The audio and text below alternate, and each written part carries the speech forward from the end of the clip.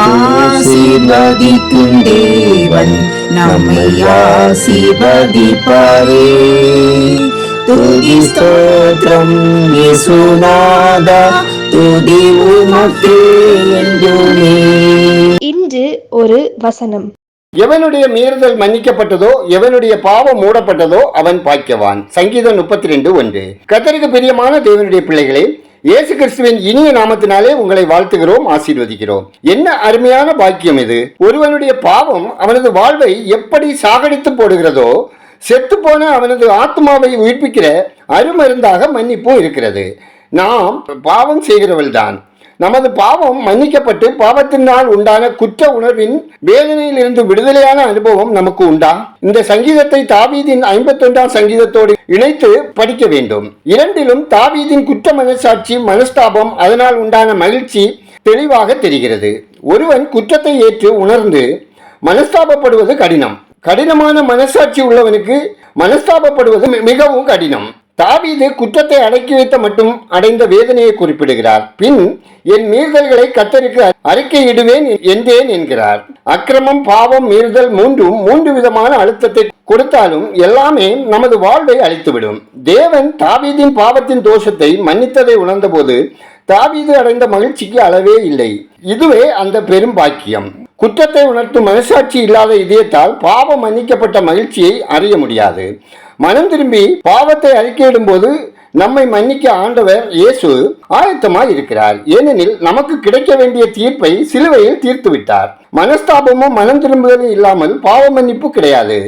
தேவ மன்னிப்பு என்பது நமது இருதயத்தின் ஆழத்திற்கே சென்று விடுதலையின் மகிழ்ச்சியை உணர வைக்கிறது. அது உலகத்திற்கு பயப்படும் பயத்தை நீக்குகிறது. குற்ற உணர்விலிருந்து நம்மை விடுதலையாக்குகிறது. மன்னிப்பின் இந்த பெரிய மகிழ்ச்சி உங்களுக்கு வேண்டாமா? இன்னும் இந்த பாவம் நமக்கு ஏன்? மனஸ்தாபத்தோடு மனம் திரும்பி பாவத்தை அறிக்கை செய்வோம். பாக்கியவானாக, பாக்கியவதியாக வாழ்வோம். ஜெபம் செய்வோம். எங்களை ஆற்றி தேற்றுகிற அன்பின் பரலோக பிதாவே, ஆசீர்வாதமான இந்த நாளுக்காய், இந்த நாளின் வசனத்திற்காய் நன்றி சொல்லுகிறோம்.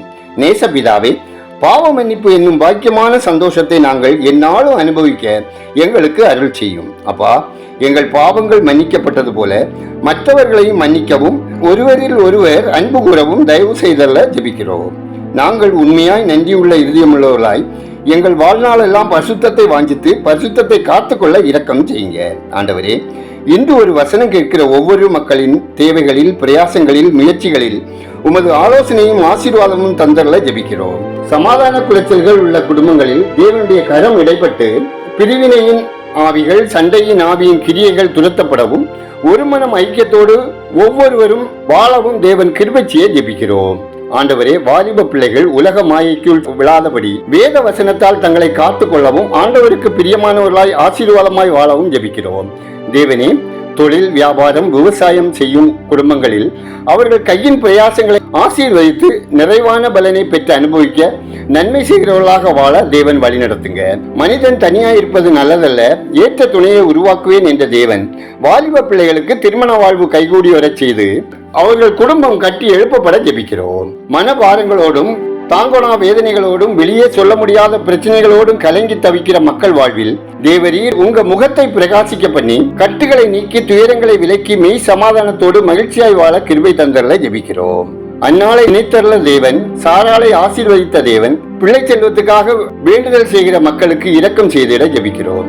எங்கள் தேசம் தன் பலனை தரவும், ஆட்சி பொறுப்பில் இருக்கிற அனைவரையும் தேவன் தாமே ரட்சித்திடவும், நல்ல ஆலோசனைகளை தந்து மக்கள் சமாதானமான வாழ்க்கை வாழ, இரட்சகரை அறியும் அறிவில் வளர, பொருளாதாரம் மேம்பட, தேசத்தில் அமைதி நிலவ தேவன் இரக்கம் செய்திட வேண்டுமா ஜெபிக்கிறோம். மது, இன்னும் போதை பொருட்கள், கஞ்சா போன்ற தீய பழக்கங்களுக்கு அடிமைப்பட்டவர்கள் விடுவிக்கப்படவும், சமாதானமான வாழ்க்கை வாழவும், இத்தீய பழக்கத்துக்கு அடிமைப்பட்டு படிப்பை தொடர முடியாத மாணவர்கள் சத்ருவின் கட்டுகளிலிருந்து விடுவிக்கப்படவும் ரட்சிக்கப்படவும் ஜெபிக்கிறோம். அரசு தேர்வு எழுதுகிற ஒவ்வொரு பிள்ளைகளுக்கும் கர்த்தர் ஞானம், அறிவு, ஞாபக சக்தி தந்து சிறப்பான முறையில் தேர்ச்சி அடைய தயவு செய்ய ஜெபிக்கிறோம். கடன் சுமையினால் கஷ்டப்படுகிறவர்கள் தங்கள் கடன்களை செலுத்தி தீர்ப்பதற்கான உதவிகள் கிடைத்திடவும், சாலை விபத்துகள் ஏற்படா வண்ணம் வாகனங்களை ஓட்டுகிறவர்கள் கவனமாய் ஞானமாய் செயல்படவும், விபத்தினால் பாதிக்கப்பட்டவர்கள் ஆரோக்கியம் அடையவும், பயணம் செய்கிறவர்கள் தேவ பாதுகாப்பை பெற்று அனுபவிக்கவும் ஜெபிக்கிறோம். அரசு வேலைக்காக வங்கி பணி தேர்வுகள், ஆசிரியர் தகுதி தேர்வுகள் எழுதி காத்திருக்கிறவர்களுக்கும், பதவி உயர்வுக்காக, வேலை இடைமாறுதலுக்காகவும் காத்திருப்போருக்காக கர்த்தர் இரக்கம் செய்திட ஜெபிக்கிறோம். இந்த நாளில் பிறந்த நாளை, திருமண நாளை காணும் ஒவ்வொருவரையும் கர்த்தருடைய கரம் ஆசீர்வதிக்க ஜெபிக்கிறோம். மிஷினரிகளுக்காகவும் ஊழியர்களுக்காகவும் அவர்தம் குடும்பத்தினருக்காகவும் புதிதாக கர்த்தரை ஏற்றுக்கொண்டு ரட்சிக்கப்பட்டவர்களுக்காகவும் ஜெபிக்கிறோம். கர்த்தர் அவர்களை ஆசீர்வதிப்பீராக. எங்கள் விண்ணப்பத்தை கேட்பவரே, அதற்கு பதில் தருகிறவரே, உமக்கு நன்றி சொல்லுகிறோம். துதிகர மகிமை உமக்கே செலுத்துகிறோம். இயேசுவின் நாமத்தில் ஜெபிக்கிறோம் எங்கள் ஜெபங்களும் நல்ல பிதாவே. ஆமேன்.